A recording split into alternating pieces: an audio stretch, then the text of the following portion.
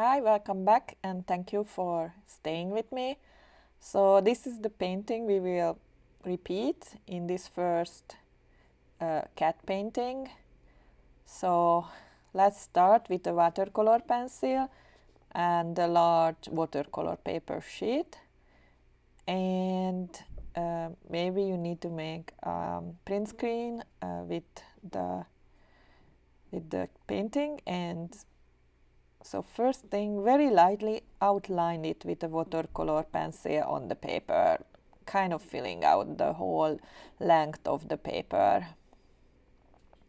Try to not push the watercolor pencil too hard on a paper, because you can remove the mark it make, but if you make a dent into the paper, that will collect the watercolor paint and it will generate a line which you cannot eliminate after.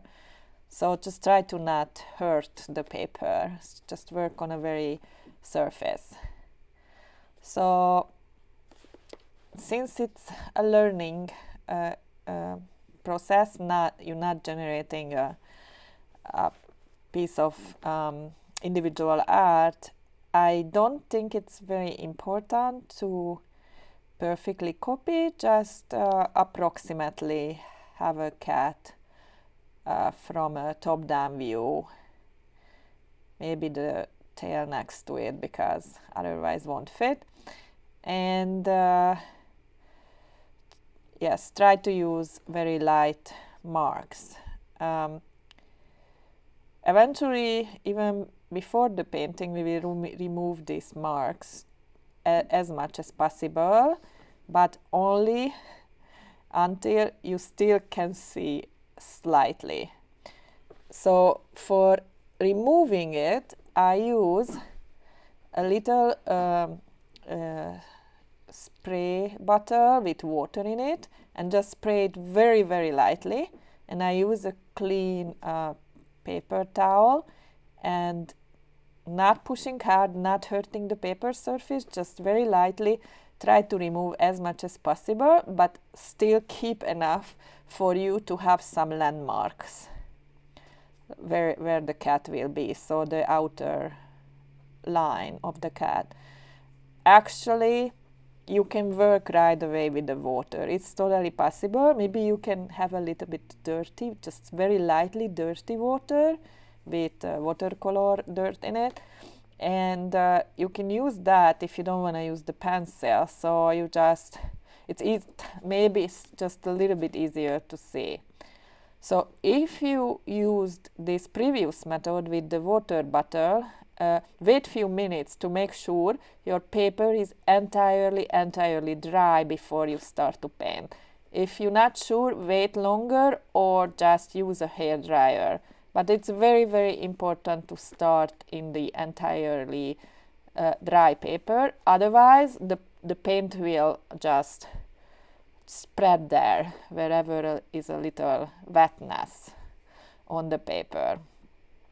So then use either the clean water or the dirty water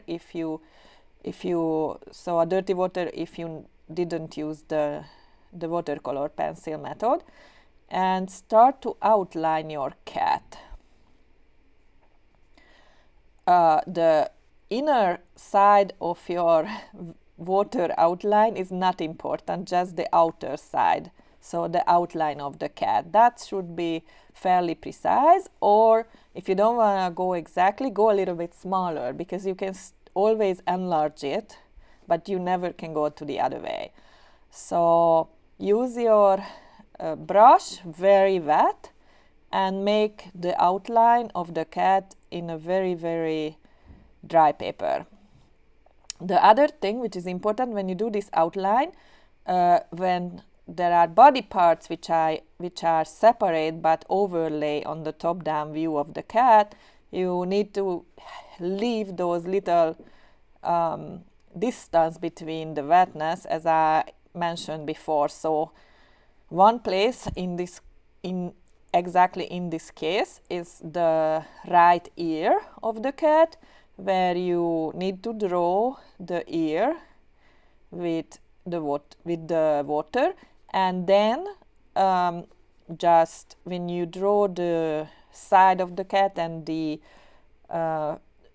right paw, front paw, just leave a little gap between the body and the ear. And it's the same with the tail. So when you paint the tail, leave a little tiny gap between the tail and the body of the cat. So I'm doing that now. Maybe you should go sideways to have a better view. Where is the water? You can leave fairly big gap for now because that can be modified. So if you're not sure, just leave like as thick as your, I don't know, maybe like your finger for now. Just draw the outer side of the tail and the long part, which is not touching the body. And yes, then you can modify that later.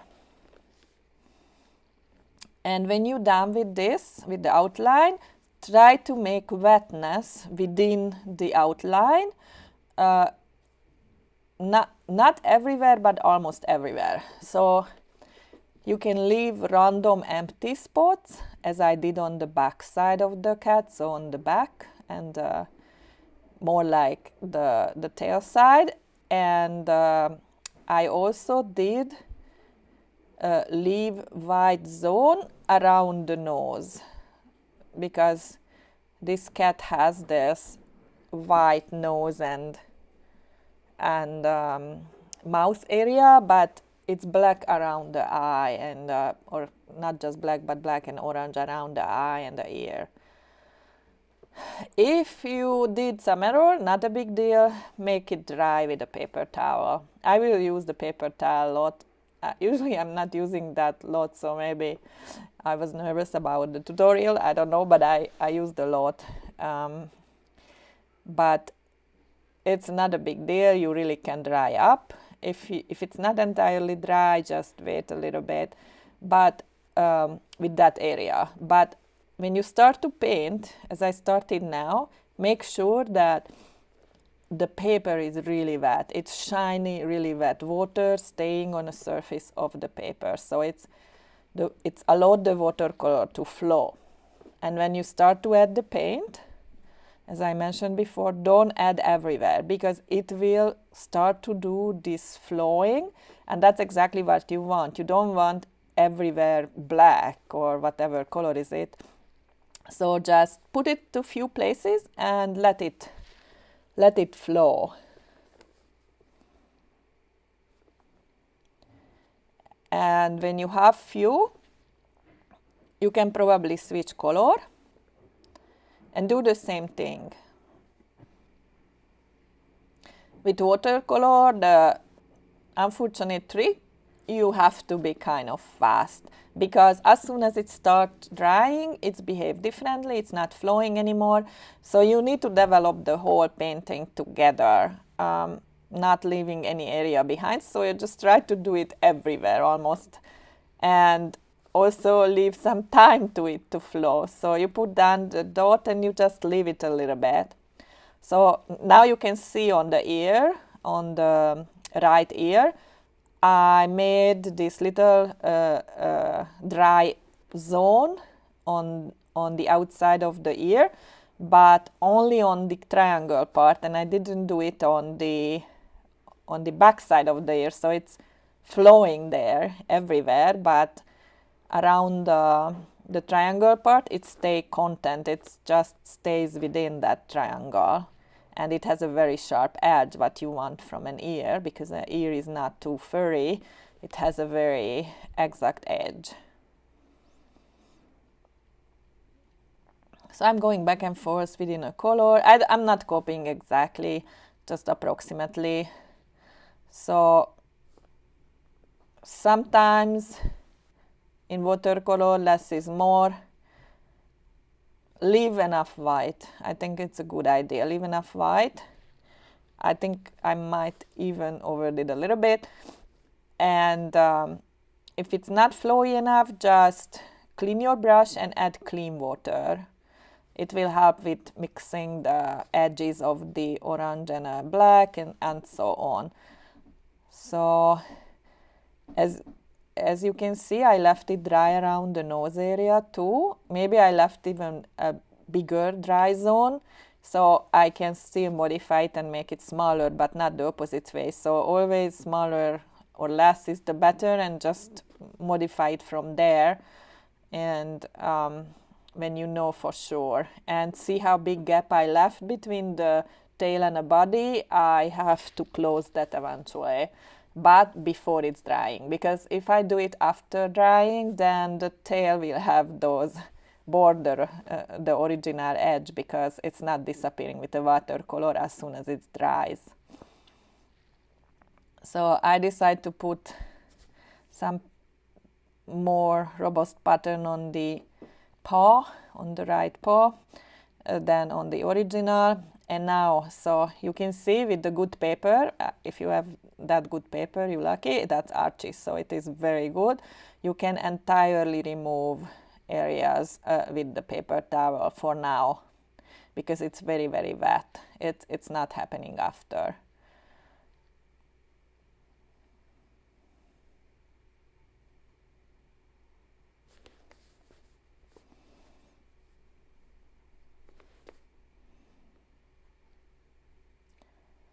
So I try to make that zone around the nose and the head a little bit closer. And looking at what next. For the nose, I just used the very light pink color, but you can use the orange or even the black, just very lightly, not with the full darkness.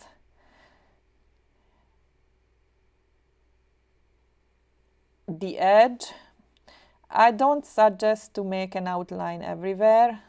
Yeah, so I just close the gap between the tail and the body. It's probably still a little bit big, but for now I leave it.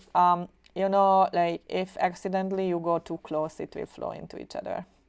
So it's good to leave some white area around the edges, so not put paint everywhere around the cat, because your body will draw your eye will draw the line around the body. So it's like a visual illusion. You know where is the edge of the cat, even there is nothing there. Like now on the left side, below the left ear, you can see two places where there are no hard edge of the cat. So now it's a little bit weird around the right ear, because the colors are avoiding, it's too far from the head, but I'm just being careful. So I want to wait until it's a little bit, that orange ear get drier, and I can get closer without the danger touching it with the brush.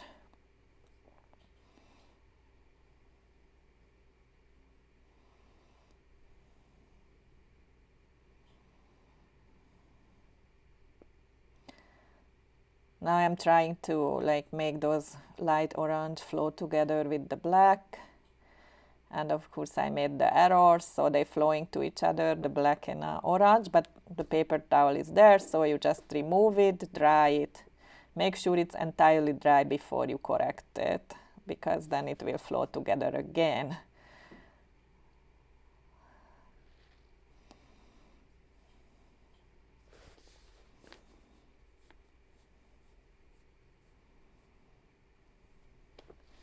You can correct the edges, so if you're not happy with your original edge, you can redraw the edge. Of course, you always need to go more on the side, so the cat will grow, but you never can go backwards, so you never can have smaller.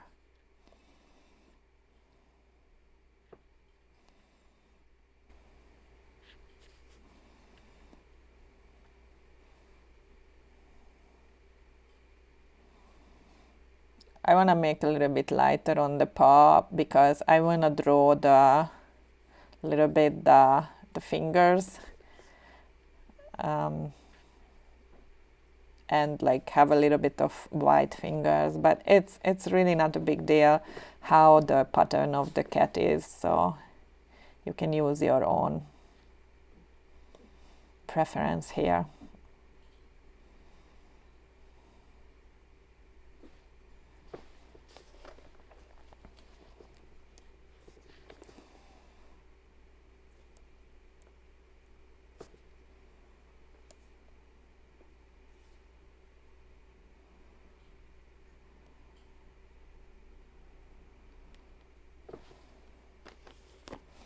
I add little black pattern into the ear, correcting the outline.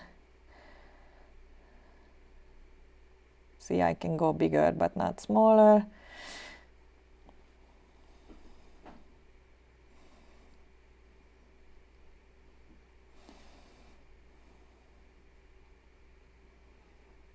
Drawing the fingers a little bit. I found it a little bit too dark, so I removed some paint again.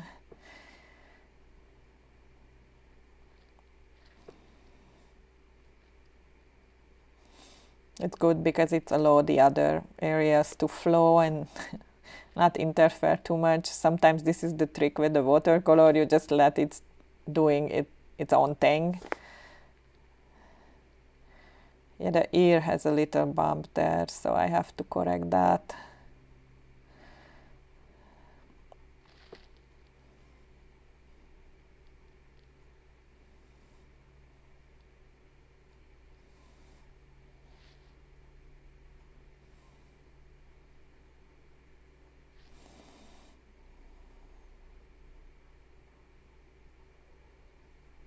Make it more straight.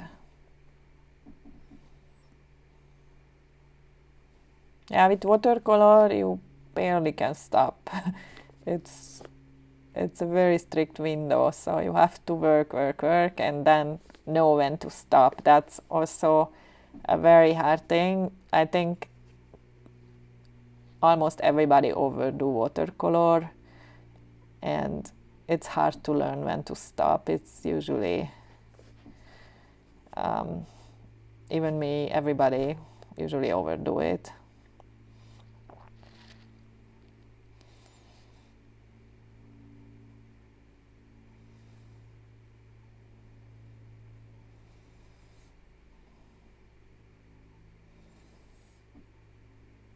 So I'm going closer now to the ear with the pattern.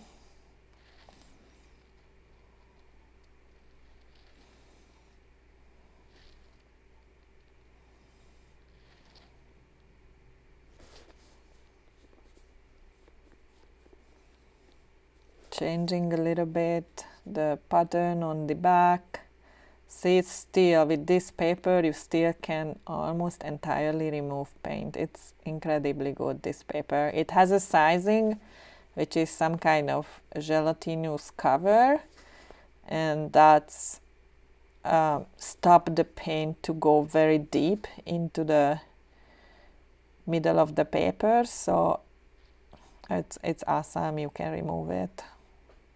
It's not happening with my next paper, which is not as good as this one.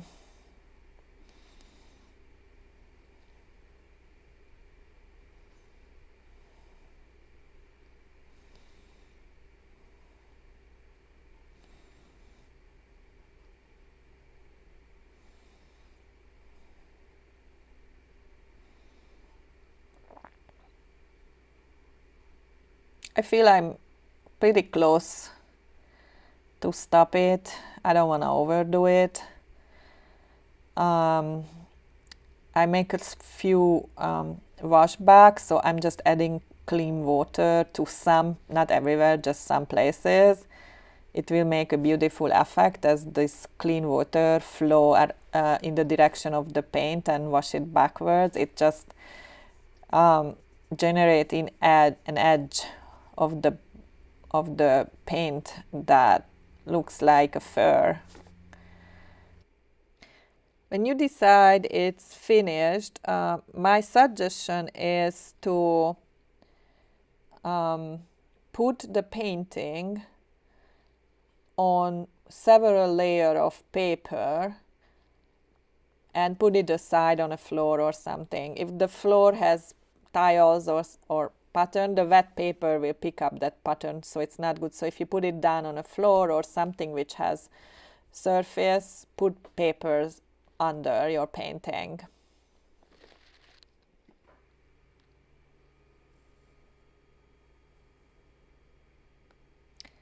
Okay, so I'm finishing it up. Next thing, we will start to paint the individual cats. So either use my photo or bring yours. See you in the next section.